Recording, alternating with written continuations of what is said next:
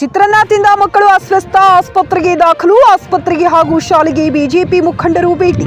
ಬೀದರ್ ಜಿಲ್ಲೆಯ ಹುಮ್ನಾಬಾದ್ ಪಟ್ಟಣದ ಬಸವತೀರ್ಥ ಮಠ ವಸತಿ ಶಾಲೆಯ ಮಕ್ಕಳು ಬೆಳಗ್ಗೆ ಆಹಾರದಲ್ಲಿ ಚಿತ್ರಾನ್ನ ತಿಂದು ವಾಂತಿ, ಹೊಟ್ಟೆ ನೋವಿನಿಂದ ಅಸ್ವಸ್ಥಗೊಂಡಿದ್ದಾರೆ. ಶಾಲೆಯ ಶಿಕ್ಷಕರು ಮಕ್ಕಳನ್ನ ತಕ್ಷಣವೇ ಆಸ್ಪತ್ರೆಗೆ ದಾಖಲು ಮಾಡಿದ್ದಾರೆ.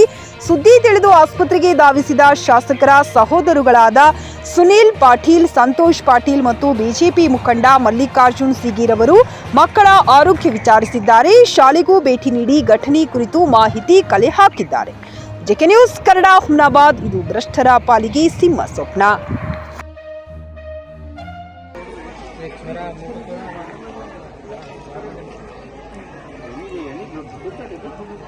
ಎಣ್ಣೆ ಬೇರೆ ತರ್ಲತ್ತಾರ ಅಂತ ಹೇಳತ್ತಾರ ಹುಡುಗರು.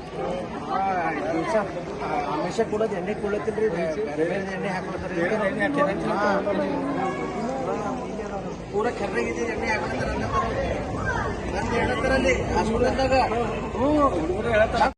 ಗ್ರಾಹಕರ ಸ್ಯಾಟಿಸ್ಫ್ಯಾಕ್ಷನ್ ನಲ್ಲಿ ನಂಬರ್ 1 ತೃಪ್ತಿ ದರದಾಯಕ ಶೋರೂಮ್ ನಿಮ್ಮ ಎಸ್ಪಿ ಟಿವಿಎಸ್ ಶೋರೂಮ್ ನಿಮಗಾಗಿ ತಂದಿದೆ ಹೊಸ ಮಾಡೆಲ್ಗಳ ಹೊಸ ಬೈಕ್ಗಳು. ರೈತರಿಗಾಗಿ ಅನುಕೂಲವಾಗಿರುವ ಸೂಪರ್ ಎಕ್ಸೆಲ್ ಕೂಡ ಲಭ್ಯ.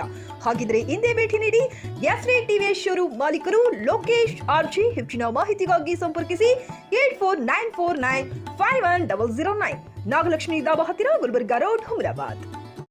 ಹುಮ್ನಾಬಾದ್ನಲ್ಲಿ 24x7 ಸೇವೆ ಸಲ್ಲಿಸುತ್ತಿರುವ ಮಕ್ಕಳ ಹೈಟೆಕ್ ಗಗನ್ ಆಸ್ಪತ್ರೆ.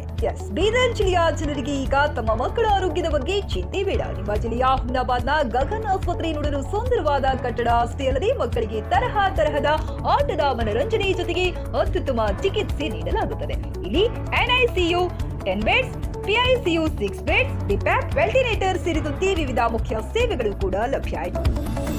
ಹೆಚ್ಚಿನ ಮಾಹಿತಿಗಾಗಿ ಭೇಟಿ ನೀಡಿ ಗಗನ್ ಆಸ್ಪತ್ರೆ, ಪೊಲೀಸ್ ಠಾಣೆ ಹಿಂದುಗಡೆ, ಹುಮ್ನಾಬಾದ್. ಸಂಪರ್ಕಿಸಿ 9620618472 ಅಥವಾ 8846666532.